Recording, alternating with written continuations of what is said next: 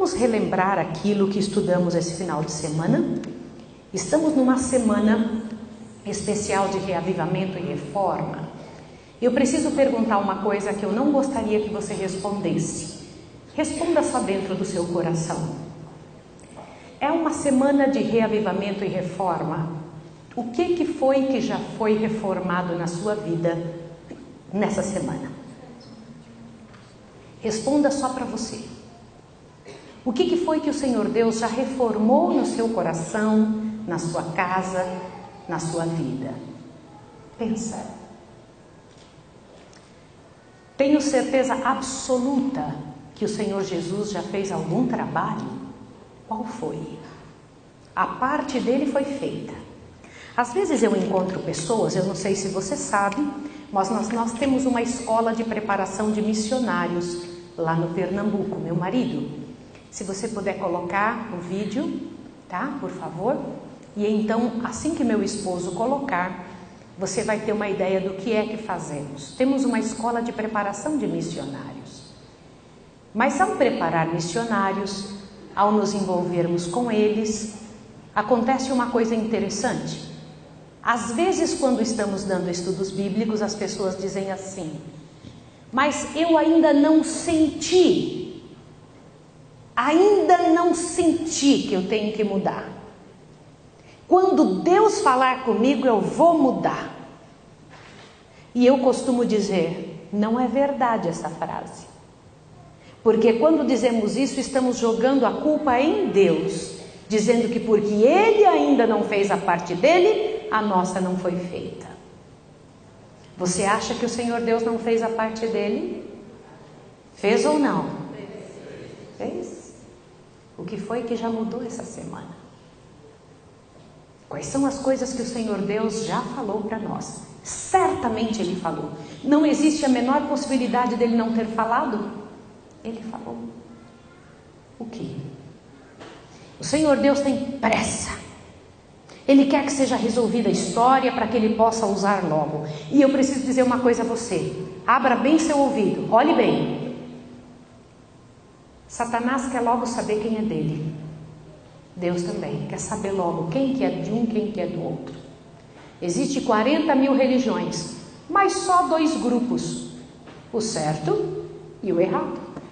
Sim ou não? Não existe meio certo. Eu preciso dizer isso a você. Eu preciso dizer estas frases com a certeza de quem sabe, pela palavra de Deus, o que está falando. Não existe meio certo. 99% salvo é igual a 100% errado. 100% perdido. Entendeu? Então o que vamos ver agora é algo muito sério. Ontem à noite nós estudamos para esta hora você foi chamado. Hoje pela manhã estudamos, somos os primogênitos de Deus. No meio de todo este povo, de todos os servos que Deus tem, filhos em todas as igrejas, o Senhor Deus separa um povo, dá o dobro do que dá o restante para eles. Para nós Deus deu sem medida. Aquilo que o Senhor Deus comentou com aquele que sucedeu Elias, ele recebeu porção dobrada. Foi isso ou não foi? Lembra? Elias fez 6 milagres. Eliseu fez quantos? 13. Deus sempre nos surpreende. Sempre nos surpreende. Deus usa seus filhos para algo grande. O hino que foi acabado de cantar dizia o quê? Lembra da letra do hino? Nós faremos grandes maravilhas ao descer o seu poder. Lembra disso? Vocês não acabaram de cantar? Isso é verdade ou não? Se não é verdade, por que cantamos? Agora, se cantamos e acreditamos, isso tem que acontecer. No entanto, quem são estes últimos, o povo de Deus na terra, e o que acontecerá com eles? Como seremos separados? Abra sua Bíblia no livro de Ezequiel, capítulo 8. Por gentileza, em nome de Jesus. Já está pronto? Aqui não tem nada, por isso que eu não conseguia ver. Tá, então já pode colocar. Antes de você ler Ezequiel, eu quero que você veja o que meu esposo vai colocar aqui agora, para que você entenda e veja que você tem uma casa lá no Pernambuco. Essa é a sua casa no Nordeste. através desse trabalho, o Senhor Deus tem nos dado a oportunidade de entrar em praticamente todos os estados do Brasil, com missionários indo a locais sem presença adventista. Nosso único foco é ir aonde ainda ninguém foi. Então a associação nos dá a cidade e nós então mandamos os missionários e evangelizamos. E ali são formados igrejas, vieram 6.747 novas almas para o reino de Deus. E desse trabalho nós estamos nesse ano com 5 cidades novas que a Associação Pernambucana nos deu.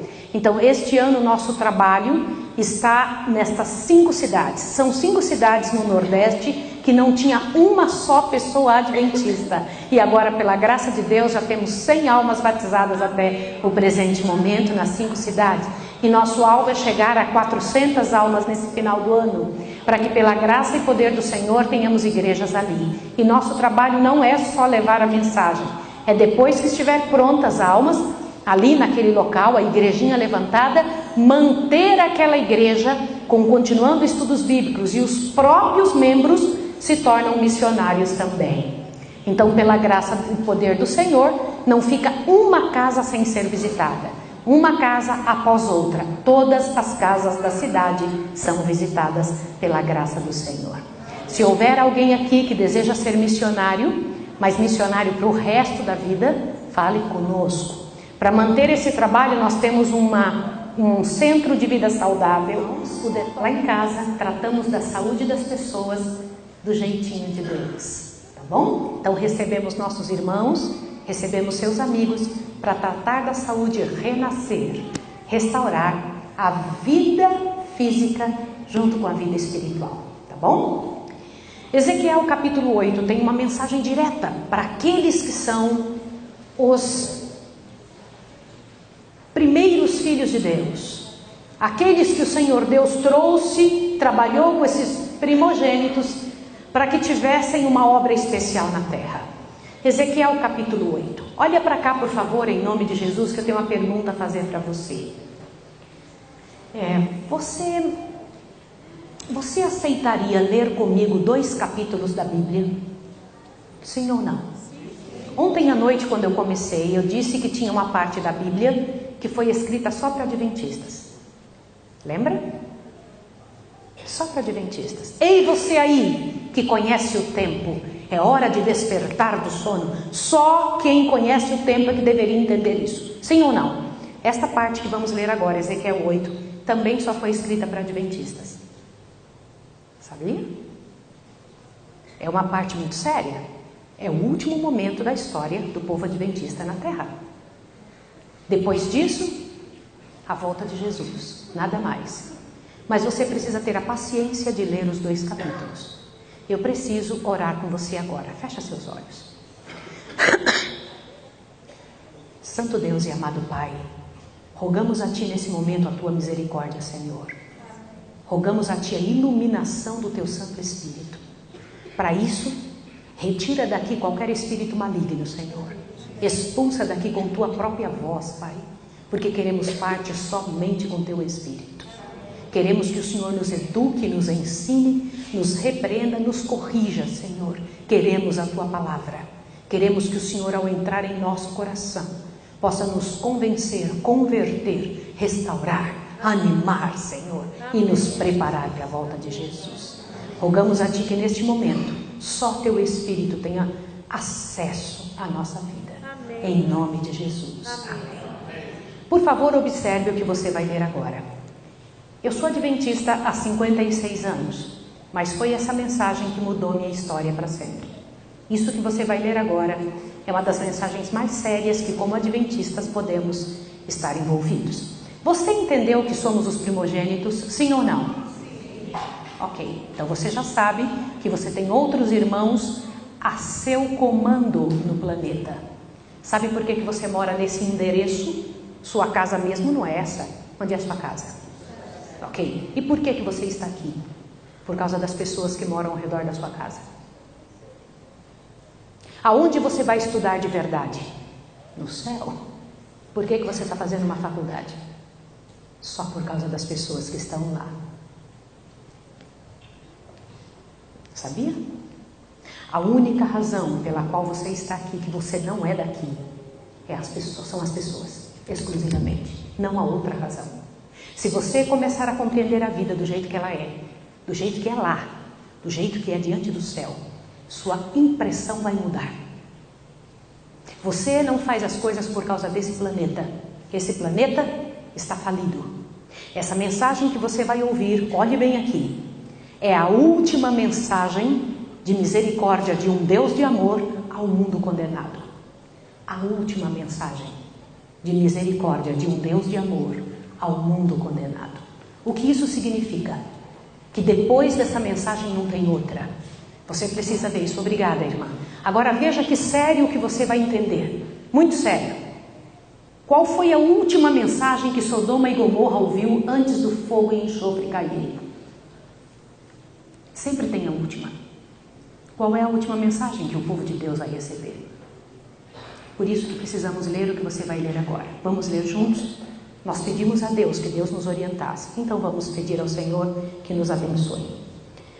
No 6º ano, no 6º mês, no 5º dia do mês, estando eu assentado na minha casa e os anciãos de Judá sentados diante de mim, ali a mão do Senhor caiu sobre mim. Quem está dizendo isso?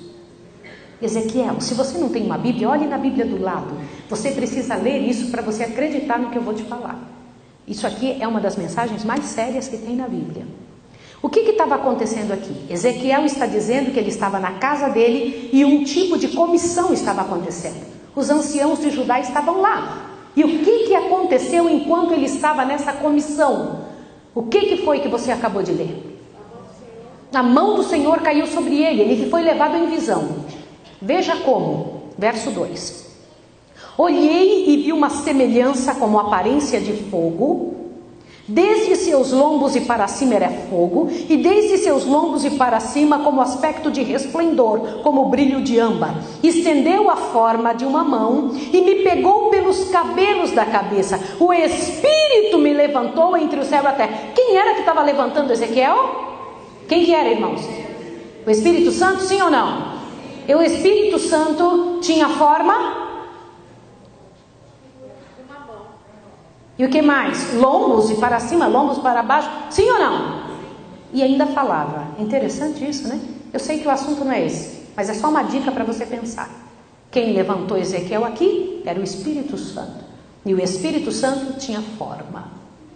Agora continua vendo. Verso 3. Estendeu a forma de uma mão e me tomou pelos cabelos da cabeça. O Espírito me levantou entre a terra e o céu e me trouxe a Jerusalém em visões de Deus, até a entrada da porta do pátio de dentro, que olha para o norte, onde estava colocada uma imagem que provoca ciúme. Como? Ele foi levado a Jerusalém. O que tinha na porta, irmã? Uma imagem que provoca ciúme em quem? Podia em Jerusalém ter uma imagem na porta de entrada? Podia? E por que estava lá? Quem teria colocado? Continua vendo. Verso 4. E a glória do Deus de Israel estava ali, conforme a semelhança que eu tinha visto no vale. Então ele me disse: filho do homem, levanta agora os teus olhos para o caminho do norte. Levantei os meus olhos para o caminho do norte e vi do lado do norte, a porta da entrada, estava aquela imagem de ciúme à entrada. E ele me disse: filho do homem, vês tu o que eles estão fazendo? As grandes abominações que a casa de Israel faz aqui, a fim de afastar-me do meu santuário, pois verás ainda maiores abominações. Como Deus chama uma imagem na porta de entrada da casa dele? A abominação. Está entendido, sim ou não? Só que Deus disse para Ezequiel que ele ia ver o quê? Maiores abominações. Vamos ver o que é maior abominação do que a idolatria? Vamos ver? Veja o que ele diz então. Presta atenção no verso 7. Então ele me levou à porta do átrio, olhei e vi um buraco na parede. E ele me disse: filho do homem, cava agora nesta parede. Cavei na parede e vi uma porta. Então ele me disse: entra e vê as terríveis abominações que eles fazem aqui. Entrei e vi toda forma de répteis, animais abomináveis, de todos os ídolos da casa de Israel pintados na parede em redor. 70 homens dos anciãos da casa de Israel, com Jaazanias, filho de Safã, que se achava no meio deles, estava em pé diante das pinturas, e cada um tinha na mão seu incensário, e subiu uma espessa nuvem de incenso. 12. Então ele me disse: viste, filho do homem, o que os anciãos da casa de Israel fazem nas trevas, cada um com suas câmaras pintadas na parede? E eles dizem: o Senhor não nos vê, o Senhor abandonou a terra. O que foi que vocês acabaram de ver? Que Ezequiel, depois de ver uma imagem na porta da casa, em Jerusalém, foi levado a ver algo mais sério escondido. Viu um buraco e ele tinha que cavar. Quando ele cavou, viu uma porta. Abrindo a porta, lá dentro, escondido, estavam os anciãos adorando imagens na parede. Sim ou não? E o Senhor Deus disse: viu o que eles estão fazendo? Que eles estão fazendo nas trevas. O que significa isso? Pecados da liderança. Sim ou não? Só que Deus disse que tinha coisa pior ainda. O que pode ser pior do que o pecado da liderança? Primeira coisa que eu quero dizer a você: existe uma coisa que eu não sou. Eu não sou líder. Se eu não sou líder é porque Deus não errou. Eu vou repetir o que eu estou dizendo. O Senhor Deus achou que eu não seria uma boa líder, por isso não me colocou lá. E eu falar alguma coisa sobre a liderança, um cargo que eu não ocupo, é no mínimo presunção, porque eu não sei como é o cargo que eu não ocupo. Você compreende isso? Compreende ou não? Agora presta atenção. Aí o Senhor Deus está dizendo que os anciãos do povo de Israel estavam fazendo coisas horríveis e escondidas. Só que ele disse que tem coisa pior. O que pode ser pior do que o pecado da liderança? Vamos ler? Olha lá o que Deus diz. Olha lá, verso 12. Perdão, verso 13. De novo ele me disse: tornarás a veres ainda maiores abominações do que estas que eles fazem. Então me levou à entrada da porta da casa do Senhor, que está do lado do norte, e vi ali mulheres assentadas chorando por quem? Por Tamuz. Como? Pior do que os erros da liderança são mulheres da casa de Deus chorando por Tamuz. O que é isso? Vocês sabem quem foi Tamuz? Tamuz, olha o que diz a lenda. O que se comenta? Infelizmente, uma boa parte dos deuses que o mundo adora são pura lenda. Nosso povo não escapou disso. O filho de Noé teve 3 filhos. Cão, um deles, que se afastou logo do Senhor. De Cão veio um filho chamado Nimrod. Nimrod, então, era um homem grande na terra. Sua mulher, também afastada de Deus, não queria saber das coisas do céu. Um dia ele falece e ela diz que ele foi embora para o céu e que ele estava morando no sol. Então as pessoas começaram a adorar o sol. Agora veja, 2 anos depois que ele morreu, ela engravidou e ela disse que tinha engravidado do sol. Eu sei que pode parecer engraçado, irmãos, mas isso é terrível que vocês vão ver agora. E então, quando ela engravida, nasce um menininho que ela coloca o nome de Tamuz. Essa criança começa a ser adorada como o Deus da fertilidade e da sensualidade. As mulheres, quando queriam ter um filho, oravam para Tamuz. Quando queriam ser bonitas e conseguir que seus homens as amassem, chamava então o nome de Tamuz para abençoá-las. Por que as mulheres de Israel estavam envolvidas nisso? Terrível ou não? Deus diz que isso é pior do que o pecado da liderança. Como é que é? Qual é o princípio desse pecado? Buscar ajuda para se tornar sensual.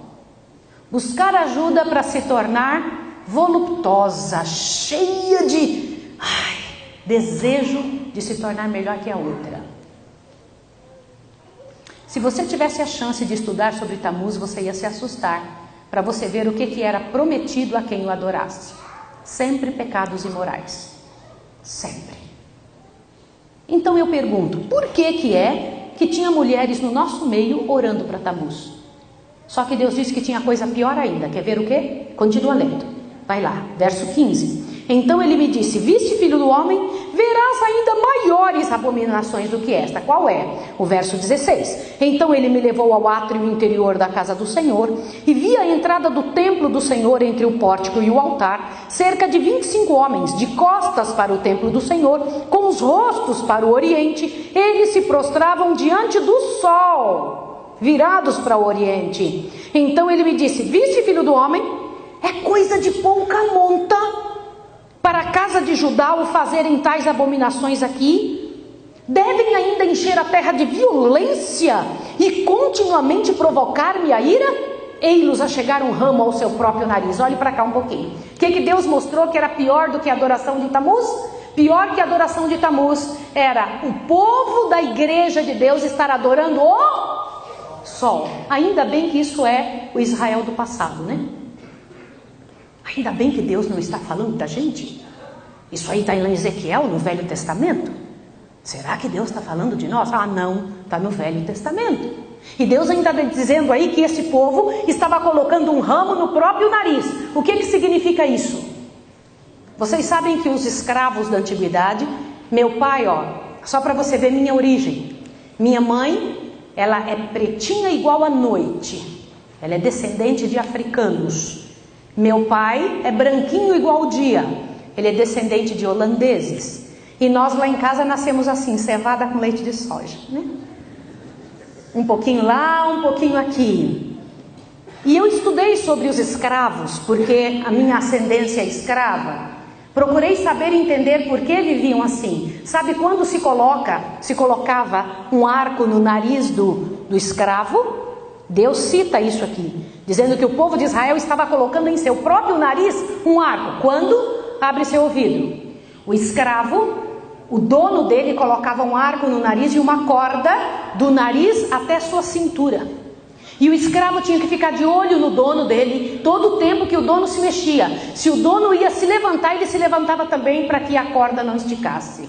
Ele não conseguia olhar para lugar algum, nem para a direita nem para a esquerda, somente para o dono, porque um deslize arrancava o nariz inteiro.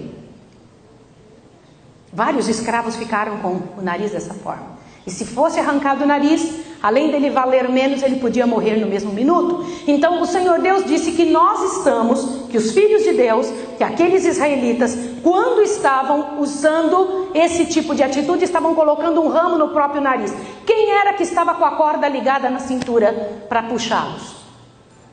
Quem? Claro que era Satanás. Mas veja o que Deus ia fazer. Antes de continuar lendo, eu vou fazer uma pergunta para você. Como que você acha que Deus enfrenta as misérias que existem dentro do arraial? Como Deus enfrenta? Como que será que o Senhor Deus se sente vendo sua casa, que foi levantada por um propósito celeste, fazendo coisas que Deus não gostaria que fizesse? O que você acha que Deus sente? Para melhorar a situação, ainda tem uma pergunta mais profunda. Como você acha que Deus se sente vendo o que o mundo faz? Tem ideia a quantidade de abortos que acontecem nesse mundo? De quem são os bebezinhos que eles jogam fora? De quem são? Você tem ideia de quanto Deus chama de abominação o homossexualismo? Tem ideia da seriedade disso? O quanto é miserável essa situação aos olhos do Senhor? Porque é a desfiguração total e completa da área sexual de alguém. E o Senhor Deus não permite isso. Para Deus é uma coisa terrível. E há solução completa no Senhor. 100% real o que eu estou lhe dizendo. Nenhuma pessoa precisa ser homossexual. Nunca precisou existir um só. O Senhor Deus tem solução completa e total e cura completa. Eu estou falando de cura, sim, para essa área. Sabia? Então eu quero dizer uma coisa a você. Como que você acha que Deus aguenta ver tanta gente se drogando, hospitais lotados? Quanto que você entende que fica o coração de Deus machucado? Com a quantidade de roubos que acontecem, assassinatos de todos os tipos. Esses dias aconteceu um negócio terrível por aqui, com duas mulheres que mataram. A mãe matou seu próprio filho, vocês sabem do que eu estou dizendo? Um negócio terrível aconteceu aqui pertinho, não antes de Deus dar a elas chance, porque Deus as mandou dentro do nosso arraial. Foi ou não foi? Antes que isso acontecesse, elas tiveram chance, não tiveram? Tiveram. Deus não permite que uma coisa exploda sem antes Deus ter feito tudo o que podia. Acredite que eu estou lhe dizendo. Como que você acha que Deus se sente? Eu preciso que você ouça essa frase aqui. Deus tem um acerto com as nações. O Senhor Deus disse que estão me levantando a minha ira ao fazer isso. Preciso te contar uma coisa. Deus diz aqui no verso 17 algo que você precisa prestar atenção. O Senhor Deus disse que a atitude do povo de Israel estava fazendo o que com o mundo? Leia aí o verso 17. Diz assim: então me disse, viste, filho do homem, é coisa de pouca monta o que a casa de Judá faz aqui, as abominações que fazem aqui. Devem ainda encher a terra de violência e continuamente provocar minha ira. Como assim? Quer dizer que o que acontece na terra, quem que são os culpados? Preciso te dizer uma coisa. Abre seu ouvido. Se nós sabemos a solução e não fazemos, somos culpados. Deixa eu te fazer uma pergunta. Você acredita na mensagem de saúde? Se nós não acreditamos, como esperamos que os outros acreditem?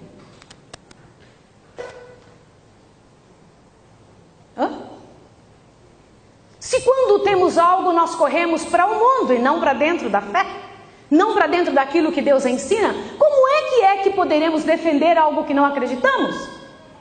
O Senhor Deus disse, a terra está cheia de violência porque você não crê, você não faz o certo.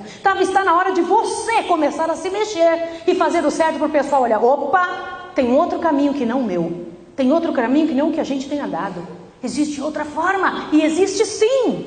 Existe outra forma, louvado seja o nome de Deus. Só que Deus disse que essa nossa atitude provoca-lhe a ira. O que você acha que Deus faria? Se assuste com o verso 18. O que diz o verso 18? Verso 18. Pelo que também eu os tratarei com furor. Meu olho não poupará, nem terei piedade.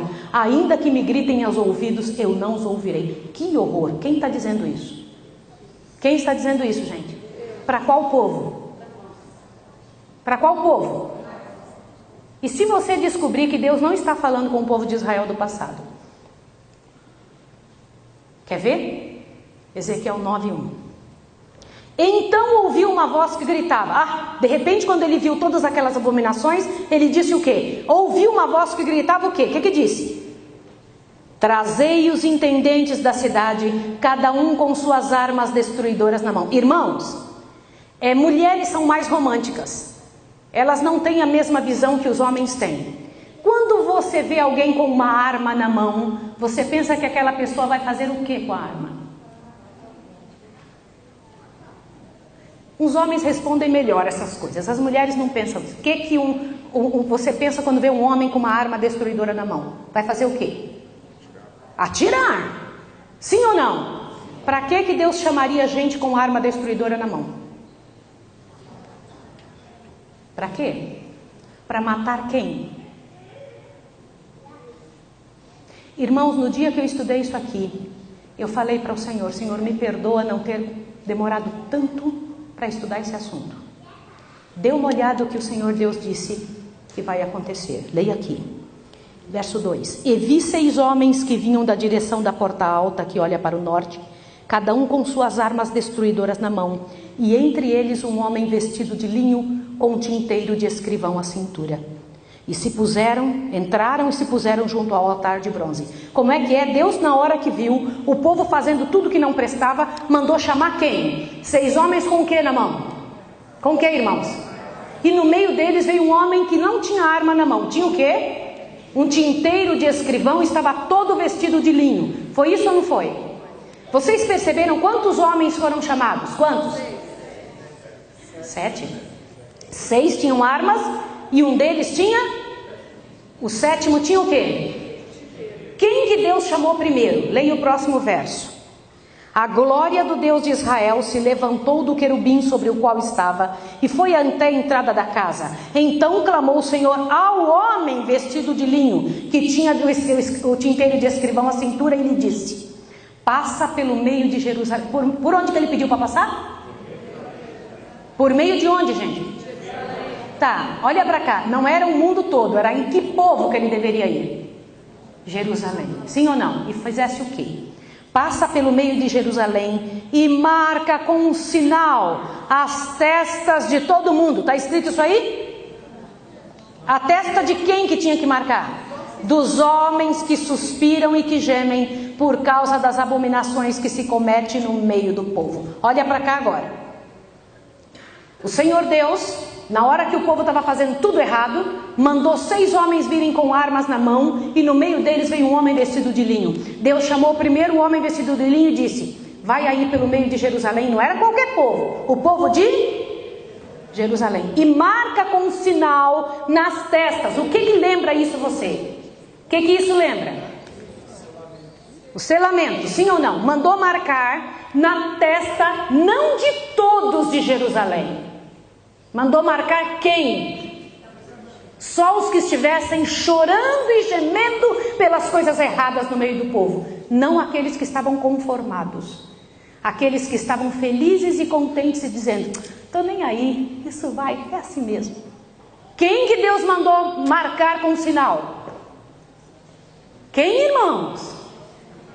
Só quem estivesse chorando e gemendo pelas coisas erradas. E o que era para fazer com o restante que não fosse selado? Quer ler? Vamos ver. Verso 4 e 5 junto. E lhe disse: passa pelo meio da cidade, pelo meio de Jerusalém, e marca com um sinal nas testas dos homens que suspiram e gemem, por causa das abominações que se cometem no meio dela. E aos outros disse, ouvindo eu, aos outros quem? Qual era o restante? Não. Não é isso aí, gente. Nós temos que entender bem. Deus chama primeiro o homem vestido de linho e diz: passa aqui e sela só os que estão gemendo. E aos outros diz: quais os outros? Os 6. Os 6 homens que tinham armas. E aos outros disse o quê? Passai pela cidade após ele e feri. Não poupe o vosso olho, nem vos compadeçais. Matai velhos, jovens, virgens, meninos e mulheres até exterminados. Mas a todo homem que tiver o sinal e não vos chegueis, começai pelo meu santuário. E começaram pelos homens mais velhos que estavam diante da casa. Olhe para cá agora. O que o Senhor Deus viu? O povo de Israel estava fazendo tudo que era pecado. E então ele chama 6 homens com armas na mão. No meio dele vem um homem vestido de linho. E ele chama primeiro o vestido de linho: vai aí, marca com um sinal só quem estiver sofrendo, gemendo pelas coisas erradas. E aí ele chamou os outros 6 e disse: passa depois dele. O que sobrar que não tiver o sinal é para fazer o quê?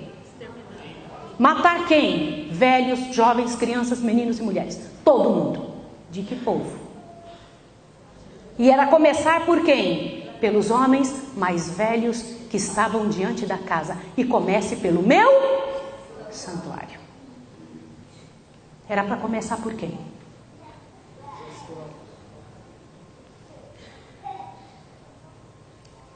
Deixa eu comentar uma coisa com você, só que não acaba aí. Ezequiel, na hora que viu a matança, ele ficou desesperado. E ele fala uma palavra-chave aqui. Leia aí. 7. Então ele lhes disse: contaminai a casa, enchei os atros de mortos, ide. E foram-se, puseram-se a ferir a cidade. Havendo eles ferido, ficando eu de resto, caí com a minha face e clamei: ah, Senhor Deus, dar-se ao caso que destruirás todo o restante de Israel, derramando a tua indignação sobre Jerusalém. Como é que é? De onde vem essa palavra restante aí? Remanescente. Ezequiel estava pedindo: Senhor, tu has de destruir o remanescente de Israel. Tu has de destruir. O que foi a resposta de Deus? Leia aí. 9. E ele me respondeu: a maldade da casa de Israel e de Judá é grandíssima, e a terra se encheu de sangue, a cidade se encheu de perversidade. E eles dizem: ah, o Senhor não vê, o Senhor abandonou a terra. Agora continua: também quanto a mim, não pouparei meu olho, nem me compadecerei, mas sobre a cabeça deles farei recair o seu caminho. Então o homem que estava vestido de linho, a cuja cintura estava o tinteiro, tornou com a resposta dizendo: fiz como me mandaste. Acabou as 2 passagens da Bíblia. Olhe para mim agora em nome de Jesus. Vamos perguntar para a senhora White: De quem é que Deus está falando nesses dois textos? Você quer perguntar isso, sim ou não? Observa isso aqui agora. Vamos analisar esses textos pedindo explicações. Leia aqui. A ordem é: passa pelo meio da cidade, pelo meio de Jerusalém, e marca com um sinal as testas dos homens que suspiram e gemem por causa de todas as abominações que se cometem no meio dela. Ezequiel 9:4. É o texto ou não? Vamos ver o comentário? Avante. Esses que suspiram e gemem haviam estado a pregar as palavras da vida, haviam reprovado, aconselhado e suplicado. Alguns dos que estavam desonrando a Deus, tinha gente desonrando a Deus? Sim. Arrependeram-se e humilharam o coração diante dele. Mas a glória do Senhor apartara-se de Israel. Se bem que muitos ainda continuassem as formas de religião, faltava-lhe seu poder e sua presença. Como assim? Gente que continua vindo aos cultos, continua indo na igreja, mas falta o quê? Seu poder e sua presença. Você já viu isso acontecer? Sim ou não? Sim. Já viu ou não? Se você já foi tentado a dizer assim: nossa, essa igreja está quase morta. Já foi tentado? Mas já foi tentado também a pensar o seguinte: será que não sou eu o problema? Sim. Será que essa dificuldade não sou eu que estou trazendo? Será que eu não estou trazendo para dentro do arraial coisas que afastam Deus daqui? Será? Agora presta atenção que vai vir agora. Observe. Pode passar. Ao tempo em que sua ira se manifestar em juízos. Olha o que você está lendo aí. Por favor, em nome de Deus, presta atenção. Ao tempo em que sua ira se manifestar em juízos. Esse tempo aí ainda não é o fechamento da porta da graça. Por quê? Porque ainda tem gente para salvar. Quer ver? Ao tempo em que sua ira se manifestar em juízos, estes humildes e devotados seguidores de Cristo se distinguirão do resto do mundo pela angústia de sua alma, a qual se exprimem lamentos e prantos, reprovação e advertência. Quer dizer que vai ter um grupo no nosso meio que vai chorar e sofrer pela miséria, sim ou não? Sim, sim ou não, senhores? Sim. Agora continua. Olha lá. Ao passo que outros procuram lançar uma capa sobre o mal existente e desculpam a grande impiedade reinante em toda parte, os que têm zelo pela honra de Deus e amor pelas almas não se calarão a fim de granjear o favor de ninguém. Continua. Sua alma justa aflige-se dia a dia pelas obras e costumes profanos de quem? Quem são os ímpios, irmãos? Quem são ímpios? Nós pensamos que ímpios são as pessoas que estão lá fora roubando, matando e mentindo. Não são. Eles não são considerados ímpios. Eles são gentios. Sabe quem são ímpios? Os ímpios são aqueles que sabem a verdade e não fazem. Deus só considera ímpio quem já sabe o que é certo. Quem é ímpio? Só quem estiver dentro da igreja sem fazer o que Deus pede. E agora? Obras e costumes profanos dos ímpios. Continua. São impotentes para deter a impiedosa torrente de iniquidade e assim se enchem de dor e sobressalto. Lamentam diante de Deus o verem a religião desprezada nos próprios lares daqueles que já receberam grande luz. Quem foi o povo que recebeu grande luz? De quem será que está falando? Continua vendo, vai lá, avante. Lamentam-se e aflige a sua alma, porque se encontra onde? Irmãos, Ezequiel não está falando do povo do passado, está falando de quem? De quem? Na igreja. Orgulho, avareza, egoísmo e engano quase de toda espécie. O Espírito de Deus que impulsiona a aceitar é reprovado e espezinhado, ao passo que os servos de Satanás triunfam. Como Deus chama o povo que não quer saber de fazer mudança? Servos de quem? E agora? Continua. O pior está para frente. Dê uma observada. Deus é desonrado e a verdade tornada de nenhum efeito. Gente, dá uma olhada nesse texto. A classe que não se entristece por seu próprio declínio espiritual, nem chora sobre o pecado dos outros, será deixada sem o selo de Deus. Mesmo que esteja guardando o sábado, sim ou não? Sim. Se você não está chorando pela situação do seu irmão, se na sua atitude é apontar o dedo e dizer que a igreja está errada e fazer um grupinho separado, como é que é? É isso mesmo que eu estou dizendo a você. Quando o Senhor Deus viu o povo de Deus caído e prostrado, isso aconteceu com Adão, sim ou não? Qual foi a atitude de Jesus? Se afastou ou veio? Jesus veio. Jesus se envolveu conosco. Jesus esteve no nosso meio. Jesus disse que a luz deve estar aonde? Aonde deve? Vós sois o sal da terra. O sal, gente, se for colocado sozinho, olhe bem, se perder o seu sabor, ele só serve se estiver salgando. Nosso trabalho é estar tentando ajudar, nunca apontar. A obra de apontar, de tirar, olha o que eu vou te falar agora. O respeito do povo de Deus é a obra de Satanás. Quem tira o respeito do povo de Deus é Satanás. Eu vou repetir o que eu estou dizendo. Quem tira o respeito do povo de Deus é Satanás. Há um fio muito grande.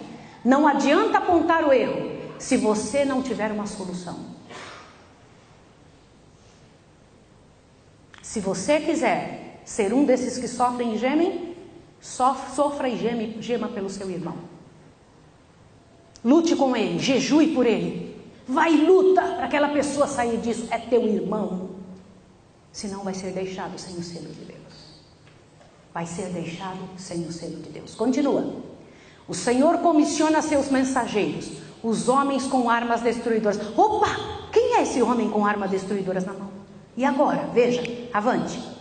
Passai pelo meio da cidade após ele ferir. Não poupe o vosso olho nem vos compadeçais. Matai velhos, jovens, virgens e meninos e mulheres até exterminá-los.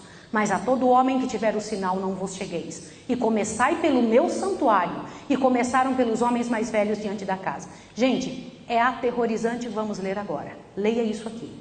Vemos aí, o que está escrito aí?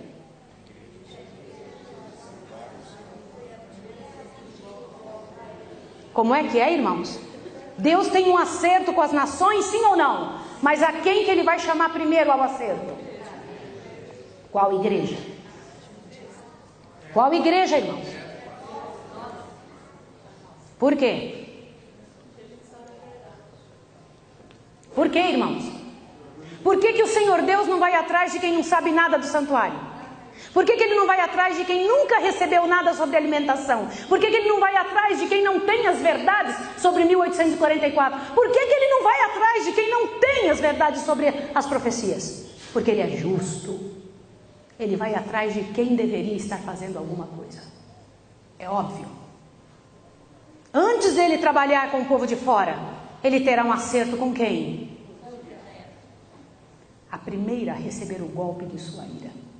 Querida menina, entende por que é tão sério você vir para dentro do arraial de Deus com uma roupa do mundo?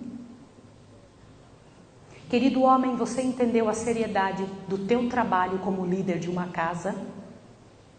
Compreende o que é permitir que o seu computador seja um instrumento de Satanás dentro do seu lar? Compreende, mulher, o que é não alimentar sua família com alimento que salva? Isso não é brincadeira, não. Por quê? Dá uma olhadinha o que Deus diz no próximo texto. Leia com seus olhos. Não, aí mesmo. Volta, por favor. Os anciãos, aqueles a quem Deus dera grande luz e que haviam ocupado o cargo de depositários dos interesses espirituais do povo, haviam traído o seu depósito. Como é que traímos o nosso depósito? Quando vemos o que está errado e fazemos? Como é que é? Vou fazer de conta que eu não estou vendo. E vou fazer de conta que não é comigo. Posso dizer uma coisa a você? Tudo que acontece com um irmão nosso é nossa responsabilidade. Avante.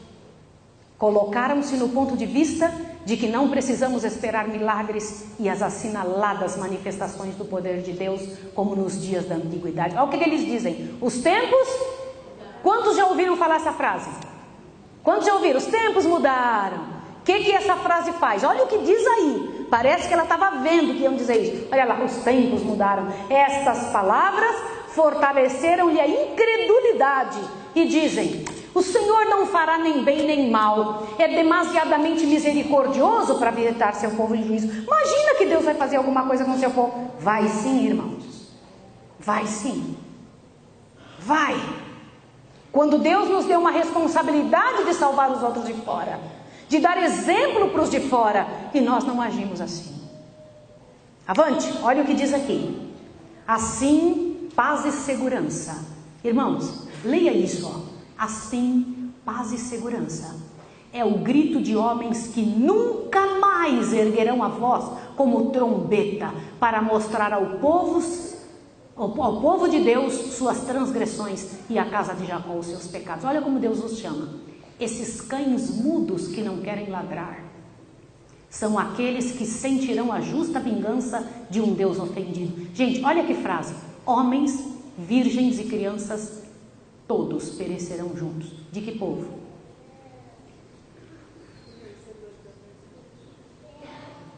Vocês acham que eu podia me calar e não contar para vocês isso aí? Acha que eu posso ficar quieta? Eu poderia vir aqui e pregar uma mensagem bem legal e você me abraçar no final e dizer: que legal, irmã Maís. Mas se eu fizer isso, o Senhor Deus me tira o púlpito, sabia? Sabia ou não? Que eu estou traindo o meu depósito se eu fizer um negócio desse? Você precisa entender isso. Deus está falando de nós. Essa é uma mensagem para essa igreja. É para nós. É para o nosso povo. O que mais? Te assusta com o que ele vai dizer agora. Leia aí. Eu quero que leia junto comigo. Agora é o tempo de preparar. Como é que é? Quando que é o tempo de prepararmos? Então vamos ler de novo. Agora é o tempo de prepararmos.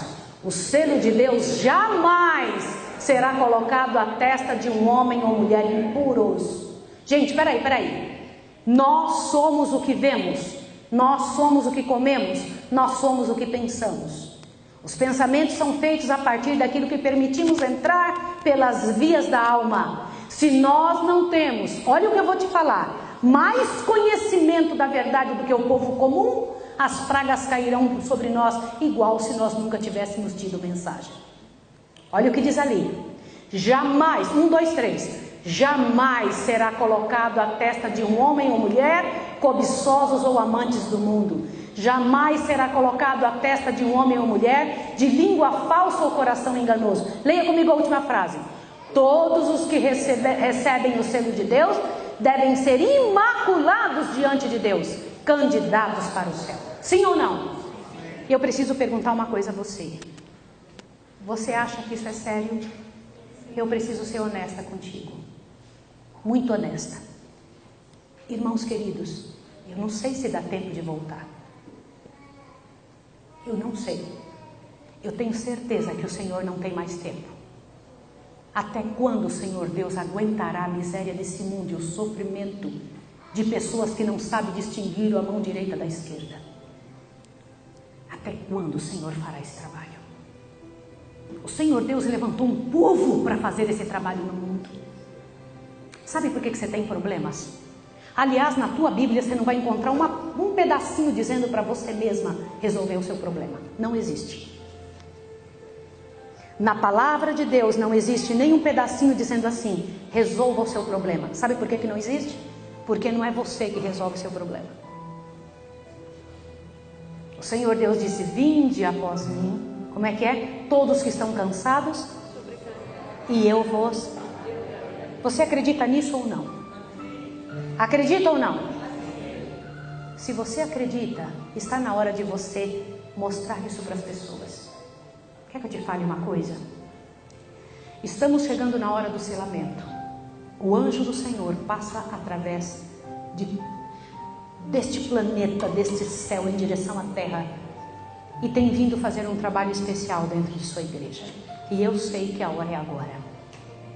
Há 10 anos eu ouço o pastor Ted Wilson dizendo e falando sobre reavivamento e reforma. Há 10 anos eu tenho visto nosso povo ouvir mensagens tremendas, dizendo: temos que mudar de vida, temos que levantar o estandarte do Senhor. Quer que eu diga uma coisa para vocês, sem medo de errar? Não deveria existir um de nós que devêssemos estar ocupados com qualquer coisa, a não ser a pregação do Evangelho. Sinto muito, isso é verdade. Você deveria usar uma parte do seu tempo para você fazer outra coisa. Como assim? Nós usamos o tempo que resta para Deus, não a parte principal. O que sobra, entregamos para o Senhor. E ainda assim somos muito reclamões. A gente chega na igreja, está tudo limpinho. Isso aqui demorou para fazer. Tenho certeza que alguém passou um tempão limpando. Alguém veio aqui e preparou a escola sabatina. Outra pessoa veio aqui e arrumou tudo isso. Não fomos nós que fizemos. E somos capazes de entrar aqui, olhar e falar assim: quem vai pregar para ver se eu vou ou se eu não vou? Nós somos reclamões demais. Nós não somos pessoas que vêm com o coração para adorar, para pedir a Deus: Senhor, na sua misericórdia me cura, lava a minha casa, lava a minha vida, Senhor. Me converta para o teu reino, Senhor. Me quebra todo, Senhor. Mas não me deixa ficar aqui lutando as lutas do inimigo. Quer que eu te diga uma coisa? Eu tenho certeza absoluta que daqui uns dias ouviremos o último sermão. Não haverá outro. Sabe por quê? Porque o Senhor Deus está terminando o trabalho dele na terra. Está terminando. O que mais é preciso você ouvir? Não me responda, só pense, não é para responder. Quanto, olha a minha pergunta, do material grandioso que Deus nos deu, dos testemunhos, você já leu? Você está fazendo ano bíblico? Você sabe mesmo trazer aquela palavra da vida para o mundo? Você sabe o que está escrito aqui? Você conhece a palavra? Você deveria ser especialista na Bíblia. Especialista. Se não é assim, tem algo profundamente errado. E tem. Está na hora disso mudar. E é agora, irmãos queridos, é agora. Nós sabemos mais a respeito da vida de Britney Spears do que a respeito dos servos de Deus. Sim, irmãos, é verdade. Sabemos mais. Essa é uma figura de linguagem. Sabemos mais do que acontece no mundo perdido. Irmãos, eu passei 10 anos fora. Quando eu cheguei aqui, eu me assustei com o nível dos programas terríveis que o Brasil tem. E o nosso povo grudado ali na frente. Do que mesmo, irmãos? Nós temos uma vocação mais elevada. O Senhor Deus diz em 2 Pedro: nação santa, geração eleita, povo escolhido. Sim ou não? Irmãos, está na hora de você acreditar que você é. Está na hora de você tomar parte em algo com mais, olha o que eu vou te falar, sentido do que as coisas desse mundo. Sentido. Sabe o que é trabalhar para salvar alguém? Sabe o que é orar e jejuar por alguém até que a pessoa desperte um dia para te fazer uma pergunta sobre a verdade? Irmãos, vocês não têm ideia o que existe nesse planeta. O Senhor Deus está te preparando para a transladação. O Senhor está te preparando para passar incólume, passar sem um arranhão por esse tempo de angústia, irmão querido. Em nome de Jesus, sai do meio daquilo que o Senhor Deus não espera que você faça. Daqui uns dias, o Senhor abrirá o céu. Sabe por quê? O Deus eterno vai dizer: olhe bem, Jesus, chegou a hora. Meus irmãos, quando eu falo nisso, eu falo numa alegria imensa. Essa é a razão da minha vida. O Senhor Deus vai dizer: Jesus, está provado, o mal não presta. Desça e vai buscar os meus filhos, aqueles por quem você morreu. E então todos os anjos do céu, que aguardam infinitamente esse momento, esperam esse momento glorioso e grandioso, sairão do céu e vão se colocar do lado do comandante. Nós vamos juntos buscá-los. O céu vai ficar sozinho, sem ninguém, só o Pai. Você sabe como é o trono? Sabe? Senhor White diz que tem 7 colinas no céu. Engraçado. Satanás, tudo que Deus tem, ele copia. Lembra das 7 colinas aqui em Roma? Pois é, lá no céu tem 7 colinas. Primeiros escritos diz isso. E numa das colinas está o Monte Sião, onde o Pai se senta. Só para você entender o que eu estou falando. Quando Jesus estava sendo batizado, quem foi que disse: esse é meu filho amado em quem me comprazo? Foi Jesus ou foi o Pai? Quem foi, gente? O Pai estava onde quando Jesus foi batizado? Quem confabulou com o Filho a respeito do plano da redenção? Jesus falou com ele mesmo ou falou com o Pai? O Pai existe ou não existe? Agora veja, só depois do milênio o Pai voltará junto com o Filho. Quando Jesus vier agora, ele não vem com o Filho. o filho virá com os anjos nos buscar. Agora veja a cena. Vai abrindo toda a atmosfera. E eu imagino eles vindo cantando, tremendamente cantando. Só que na terra, olha a cena, cidades derrubadas. Pessoas por todos os lados gritando de terror. Por quê? Porque o Espírito Santo terá se afastado daqui. E quando o Espírito Santo se afasta, o que acontece com os seres humanos? Se transformam em quê? Em demônios. Agora veja o que é pior. Você tem ideia como deve ser difícil ser Deus? Deve ser muito difícil ser Deus. Deus é o ser que mais perdeu filhos em todos os tempos. Mas é muito pior ser um demônio. Eu não sei como é que Satanás não enlouquece, não endoida. Porque ele é um ser muito triste, miseravelmente acabado e destruído. Você sabe o que vai acontecer com os seres humanos? Hoje eu recebo para atendimento, eu atendo cerca de 10 a 15 pessoas por dia na área emocional. E quando elas vêm para ser atendidas, eu fico impressionada como Satanás é cruel, como ele acabou com a mente, a capacidade emocional e psicológica do mundo. As pessoas estão destruídas, despreparadas para as emoções. Elas não sabem enfrentar suas próprias emoções. E isso que ainda o Espírito Santo está aqui. Você sabe por que é que você não rouba? Não pensa que é porque você é boazinha. Você não rouba porque o Espírito Santo está em você. Sabe por que é que você não adultera? Não pensa que é porque você teve uma boa educação. Isso faz parte. Mas é porque o Espírito Santo está em você. Sabe por que é que você lembra que não pode mentir e não mente? Porque o Espírito Santo está em você. Quer que eu te fale uma coisa? Teu freio é o Espírito Santo. O Espírito Santo é o freio da humanidade. Agora retira ele daqui para você ver o que vai acontecer. Retira daqui para você ver. E isso vai acontecer. Você está pronto para viver entre demônios? É assim que será. Só que Deus disse que Ele iria proteger os seus. Vai proteger ou não? Sim. Daniel 12. E eis que Miguel, que se levanta para proteger os filhos de seu povo. Deus não disse isso para Daniel? Sim ou não? Daniel 12, 1 está escrito isso. Agora te assuste, irmão querido. Lá vem o Senhor Jesus descendo com a comitiva celeste. E quando Ele entra na atmosfera da terra, grandes coisas acontecem. Agora veja. Quando Jesus para ali na nuvem, Ele então diz assim, ó. Despertai, despertai, vós que dormis no pó da terra, despertai. Uma multidão se levanta, irmãos, de todos os lugares da terra, de todos os cantos da terra. Pessoas desde Abel até 1844 vão se levantar.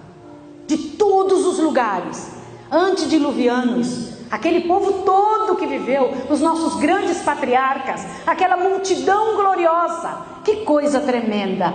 E você vai ver. Quer que eu te diga uma coisa? Se não tivermos morrido, olhe bem, olha que tremendo.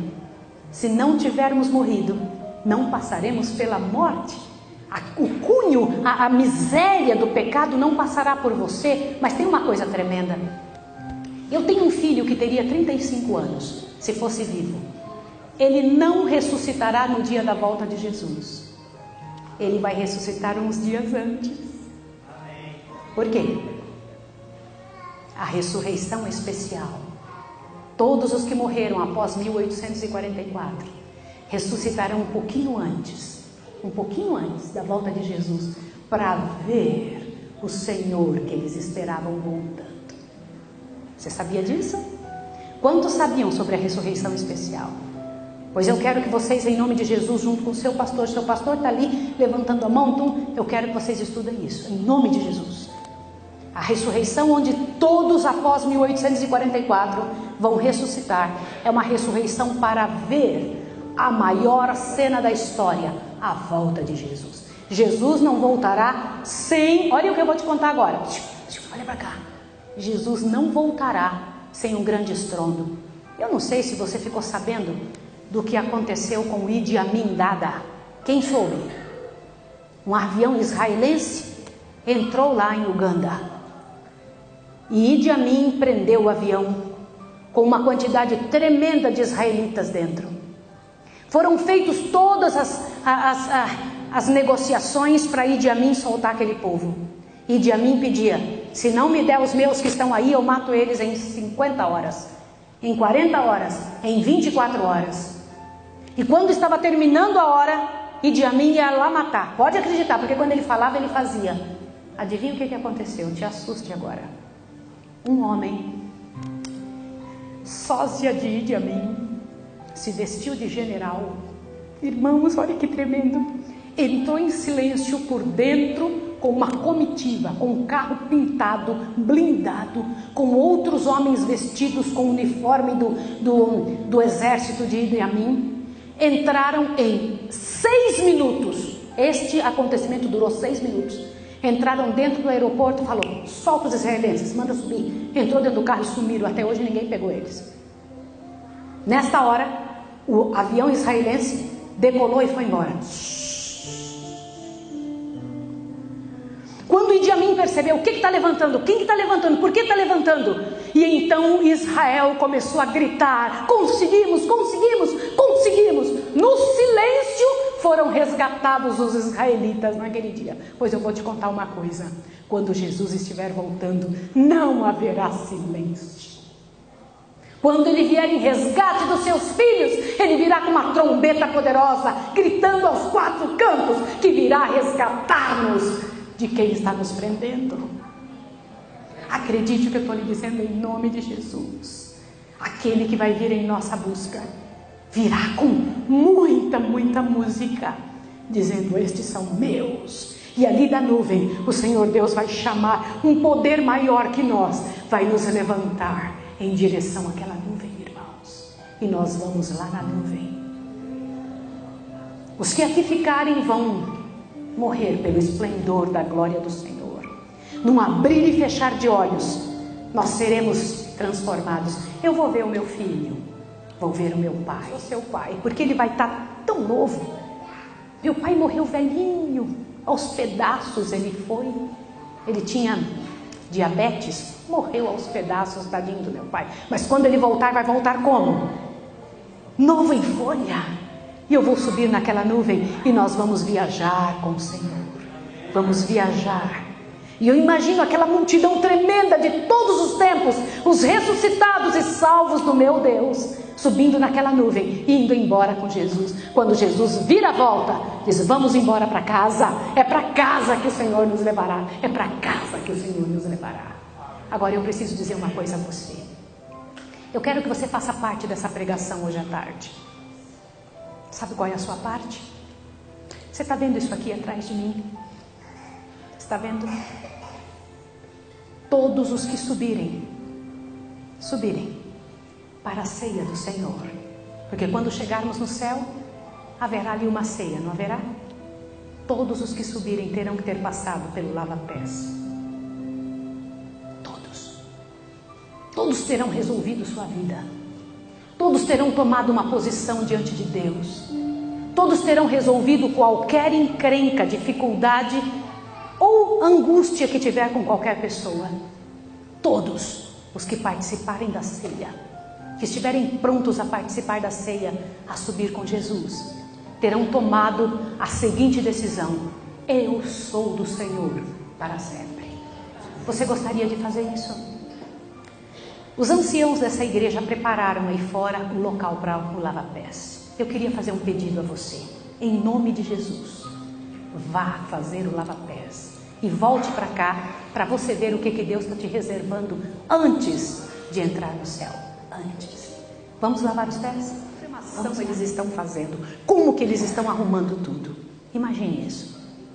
E eu imagino o Senhor entrando com a multidão de salvos. E aqueles lá, os anfitriões, esperando. E Jesus faz ali uma parada, um momento, um culto, e diz: vamos embora, porque aqui não é o nosso momento de parar. E então sai. Na hora que a gente está saindo daquele mundo, depois do sermão, te assusta agora o que vai acontecer. Um grupo de pessoas daquela cidade diz: eu quero ir ver o momento que eles vão encontrar com o Pai. Eu quero ver. Nessa hora, Todo o povo daquela cidade, daquele mundo, a multidão que entrou ali, que veio da terra é grande, mas agora se torna maior ainda, porque as pessoas daquele mundo querem nos acompanhar para nos ver entrar no céu. Aí então Jesus passa pelo segundo mundo, o terceiro, o quarto, o quinto, e em todos os mundos, todos querem ver a nossa entrada no céu. Pode imaginar isso? Imagine a multidão que vai chegar na porta da Cidade Santa. E quando chegarmos ali, eu quero que você imagine isso aqui, ó. A Cidade Santa é um quadrado perfeito. Tem 12 portas. 3 portas em cima, 3 portas do lado, 3 portas embaixo e 3 portas nesse outro lado. Quantas portas são, gente? Agora veja o que eu vou mostrar. Cada porta tem uma estrada até o centro. E cada estrada, fazendo uma conversão até o centro, te assuste com o que você vai ouvir agora. Quando estivermos então chegando na porta da cidade, cada pessoa vai entrar por um portão. Ou você acha que vai entrar pelo portão que você quiser?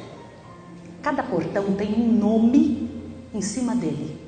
Um dos nomes dos filhos de Jacó. Sim ou não? Sim. Qual é o que você vai entrar? Não pense que seremos brasileiros, que vamos entrar pela porta que quisermos. Não será assim. Já parou para pensar sobre isso? Embaixo da porta tem o nome de um dos discípulos de Jesus. O incrível é que o discípulo que está na parte de baixo e o filho de Jacó que está na parte de cima tinham o mesmo caráter. Por qual porta você vai entrar? Incrível, não é? No mundo, a ciência estuda 5 temperamentos. Na Bíblia tem 12. Na Bíblia tem quantos? 12. Que engraçado. Por qual porta você vai entrar, irmã? Por isso que desde ontem à noite eu estou dizendo que você tem que entender quem é você. Você tem que entender por que o Senhor Deus te chamou. E então quando estivermos entrando, olha aqui, ó, presta atenção nessa parte. Vamos estar entrando 3 portas, 3 portas, 3 portas embaixo, 3 portas em cima. E todos nós vamos estar entrando. Do início da porta até o centro, onde está o trono de Deus, tem 1.200 quilômetros. Imagine você voando 1.200 quilômetros até aquele lugar. 1.200 quilômetros. Imagine quantas belezas Deus reservou nesta caminhada até o centro. Os salvos vindo de todos os lados, indo para o centro. Quando chega no centro, agora veja que tremendo, porque quem abre a porta da cidade não são anjos, é o próprio Jesus. Jesus vai rodar os gonzos das portas da cidade e vai dizer: vinde benditos de meu Pai, recebei por herança o que vos está preparado desde quando? Então eu vou fazer uma pergunta: desde quando estão preparadas casas no céu? Porque Jesus disse assim: não se turbe o vosso coração. Credes em Deus, crede também em mim. Na casa de meu Pai vai haver muitas moradas. Foi isso que ele disse? Na casa de meu Pai há muitas moradas. Se não fosse assim, eu não teria dito. Então quando Jesus disse: eu vou preparar-vos, o que é que Jesus foi preparar? Um lugar para você no santuário. Isso é a senhora White que diz. Agora veja que tremendo. E então vamos entrando, ó. Olha, gente, presta atenção nessa parte. Quando formos chegando na presença do Pai, Jesus vai na frente, na nossa frente, atrás dele aquela multidão, e Jesus vai dizer assim: Pai, aqui estou eu com os filhos que me deste. E o Pai vai dizer assim: eles são aceitos no amado. E nesta hora, Jesus vai abrir espaço no meio da multidão. Este espaço no meio da multidão, irmãos, tem uma abertura, porque um homem muito alto começa a andar e vai abrindo um espaço, e a gente começa a dar espaço para ele, e a gente vê ele passando aqui. Quem é esse homem? Quem é esse homem? E então a gente abrindo espaço, porque Jesus vai estar do outro lado com os braços abertos, porque tem 5.000 anos que Jesus não vê Adão, porque na morte nem Jesus pode ver seus filhos. E então a gente vai ver o abraço de saudade de Jesus com Adão, irmãos. Diz que Jesus vai abraçar Adão bem próximo ao seu peito, e vai vir um anjo com uma coroa, e vai coroar Adão na nossa frente. Adão vai tirar a coroa, colocar no pé de Jesus, vai dizer: não sou digno. Jesus vai dizer: nenhum é digno. Minha graça, minha graça, minha graça. E vai coroar Adão outra vez. E diz que todos nós vamos tirar a nossa coroa e colocar nos pés de Jesus, porque nenhum de nós vai se sentir digno ali, nenhum de nós. E então diz que Adão vai pegar uma harpa e vai começar a tocar, e nós vamos tomar o tom da voz de Adão e cantar junto com ele: glórias ao Cordeiro que venceu. Nesta hora, diz que Jesus vai nos tomar pela mão e vai mostrar uma grande mesa. Sabia? Uma mesa imensa, imensa. Nessa mesa, irmãos, de todos os lados, para lá e para cá, diz que nós temos um lugar reservado nela com o nosso nome. Na mesa foi visto romãs, maná e o fruto da vide. Ali em cima, o Senhor Jesus vai conosco, ao nos servir, tomar de novo o puro suco da uva, que ele disse: eu não vou tomar de novo até me encontrar com vocês lá no céu. Tem 2000 anos que Jesus não bebe suco de uva. E ele então vai fazer isso. Você pode imaginar o momento em que Jesus vai tomar então uma toalha e cingir-se. Você sabe que de todos os seres do universo, os anjos mais preparados, os seres dos outros mundos, as pessoas melhores que podem existir, ninguém vai servir a mesa. Quem vai servir é Jesus. Por que é Jesus que vai servir a mesa? O trabalho de um servo. Porque no céu as coisas são contrárias a essa terra. O mais importante é o que mais serve. Por isso é Jesus. Eu queria convidar você agora para fazer parte deste momento. Um momento em que os seres do céu nos repartirão a ceia. A grande ceia do céu. A grande ceia de Deus. Que este momento solene seja lembrado agora, o momento. Que esse momento do céu seja lembrado de forma especial agora, dentro da nossa igreja. Com gente que decidiu servir ao Senhor, que decidiu entregar sua casa nas mãos do Senhor, sua vida, seu guarda-roupa, seu coração, seu tempo. Que decidiu dizer a Jesus: Senhor, eu não quero nada dessa terra, eu só quero o céu. Participe desse momento agora, pela graça de Jesus.